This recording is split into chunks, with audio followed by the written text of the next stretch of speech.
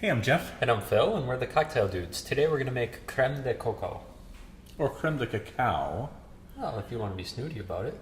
Chocolate snobs always say cacao, right? They do, yes. We say cocoa because that's what our mothers and grandmothers said. If you sound it out, you know, it's cacao. It's cacao. Yeah.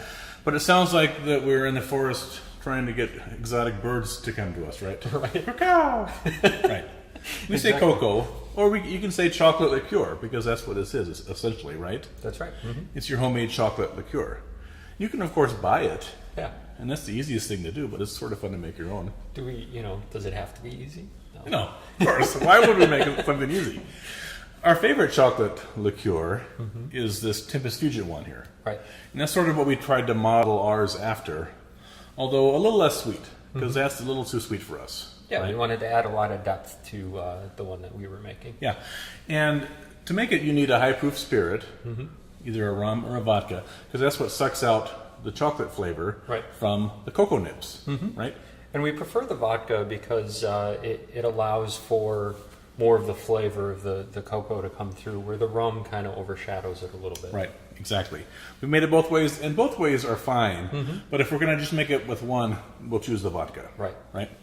And cocoa nibs are the dried or roasted little bits of cocoa bean. There's no sugar in there, so it's not like yummy, yummy, I'm eating a chocolate bar. Exactly. It's sort of like eating stale chocolate popcorn, kind of like crunchiness that's not very appetizing. Right.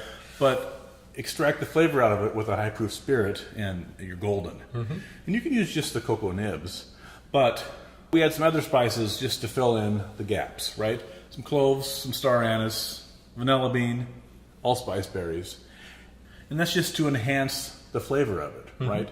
You still want it to be a chocolate liqueur. You don't want to think like, oh, I'm tasting a chocolate clove allspice liqueur. Right. Those just give nice depth to the cocktail, and they're there in the background, and you're not even going to think about them. We make a simple syrup with demerara sugar, the sugar in the raw, which is not quite totally refined, so there's still a little molasses flavor in there, which also adds to the depth of the liqueur.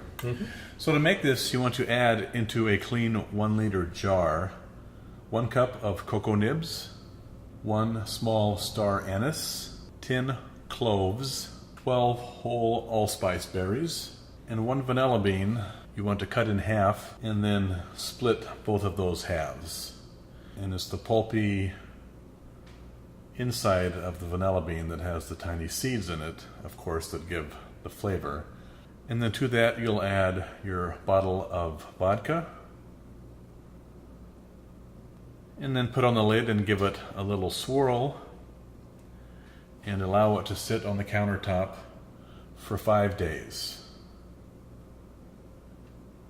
Every time you happen to walk by, you can just give it a little swirl, and this light color will start to darken as it infuses with the cocoa nibs, and you'll end up with a nice rusty hue. After 5 days, the infusion will look like this. You want to strain the liquid through a fine mesh sieve into a 4-cup measuring beaker. We'll discard the solids and then make note of the volume of that infused liquid, as we're going to add 1.75 times that amount of simple syrup to give us the finished product. And then pour it through a funnel into clean glass bottles.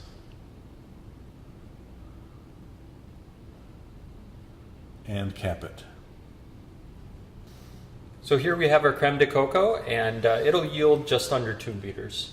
Make sure you let it sit overnight for all the flavors to meld together. Yeah, and that's important, and the flavor will continue to deepen over the weeks as you store it. So enjoy your creme de coco.